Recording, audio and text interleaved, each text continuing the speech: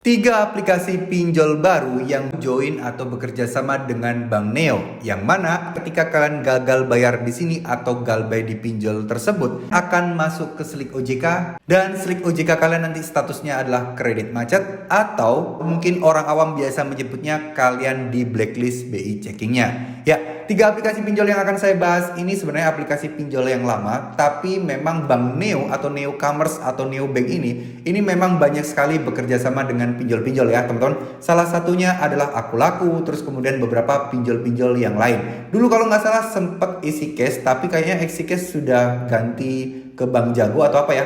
Nanti akan saya cek lagi untuk informasi terbarunya soal EasyCash bekerja sama dengan bank apa.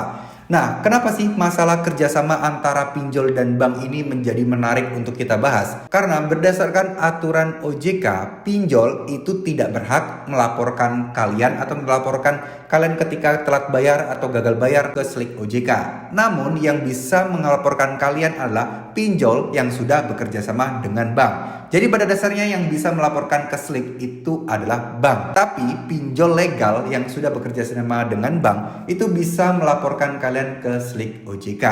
Nah, kenapa hal ini dilakukan? Ya karena pinjol tidak mau ya orang menganggap aplikasi pinjaman online-nya sebagai lahan untuk mencari uang dan bisa digalbay semudah itu. Mungkin kalau dulu masih banyak pinjol-pinjol yang belum bekerja sama dengan bank, yang mana tidak masuk ke Slik OJK, dan kalian paling ya hanya pencatatan di AFPI aja lah ya, himpunan pinjaman online. Di pinjol yang akan kita bahas kali ini, jadi kalau kalian gagal bayar di pinjol ini atau telat bayar di pinjol ini harus waspada. Jadi kalau kalian ingin ada pemikiran atau mungkin ada rencana untuk melakukan pinjaman atau kredit rumah atau mungkin kredit mobil dan lain sebagainya, nah usahakan jangan sampai kalian galbay di tiga pinjol ini. Ya, pinjol yang pertama adalah 360 Kredi. Pinjol ini memang pinjol legal, yang mana namanya sudah cukup terkenal juga ya teman-teman.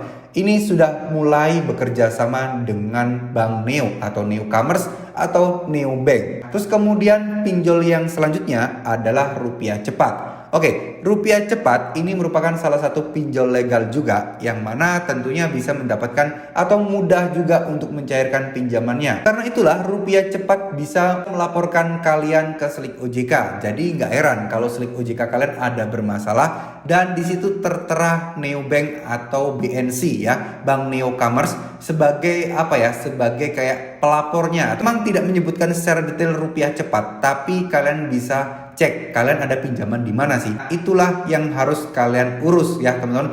Jadi nggak enaknya memang kadang di Slik OJK itu namanya, misal kita itu lupa kita ada tanggungan di mana, itu tertulis cuman Bank Neo Commerce kalau memang dia kerjasama dengan Bank Neo Commerce ya, BNC itu. Nah tapi kita harus mengkonfirmasi nih ke Bank Neo nya, kita ini menjadi masalah itu di pinjol mana sih. Nah nanti dari sisi Bank Neo nya akan memberitahu kalian bahwa oh itu dari Rupiah Cepat. Ya, seperti itu konsepnya ya teman-teman. Selanjutnya adalah Kredito. Kredito ini merupakan aplikasi pinjaman online yang mana namanya memang mirip-mirip banget dengan Kredivo ya. Tapi ini legal, ini bukan ilegal. Karena biasanya kan pinjol-pinjol yang namanya mirip-mirip itu adalah pinjol-pinjol ilegal dengan tujuan agar orang-orang itu salah pilih aplikasi atau mengira itu pinjol legal. Kredivo legal, dan kalian kalau bermasalah atau mungkin telat bayar, gagal bayar dengan nominal berapapun, kalian akan masuk ke Slik OJK. Nah, memang tidak langsung instan, biasanya memerlukan beberapa hari setelah kalian telat jatuh tempo, baru akan masuk ke Slik OJK dan statusnya kreditnya jadi kredit macet. Oke, memang beberapa pinjol ada yang bekerja sama dengan bank, ada beberapa yang memang kok saya telat galbay di pinjol 360, Rupiah Cepat, Kredito, kok tidak ada Slik OJK ya? Apakah benar nih bekerja sama apa enggak? Nah sebenarnya OJK pun itu tidak semata-mata langsung mengawasi tiap hari terus menerus real time, enggak ya, tapi berdasarkan laporan dari pinjol tersebut. Sesuai banyak yang diinfokan bahwa ketika sudah lebih dari 90 hari pinjol tidak boleh menagih atau mungkin langsung dilaporkan Slik OJK saja.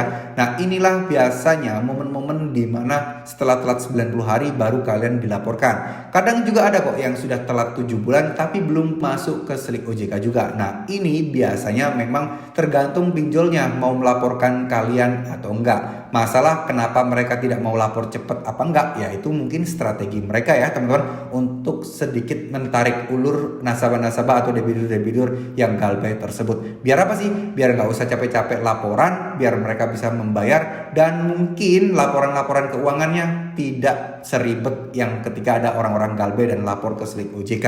Ya kita tahu lah ya, pinjol itu wajib melaporkan ke OJK beberapa laporan keuangan. Orang yang galbay, keluhan masyarakat, dan lain sebagainya itu tiap bulan wajib dilaporkan. Mungkin saja kita tidak pernah tahu apakah ini cara mereka mengulur waktu untuk laporan atau mungkin ada yang ditutup-tutupi dari situ, kita tidak pernah tahu teman-teman ya. Mungkin segitu dulu video kali ini, semoga video ini bisa bermanfaat. Terima kasih, mohon maaf jika ada salah-salah kata. Wassalamualaikum warahmatullahi wabarakatuh.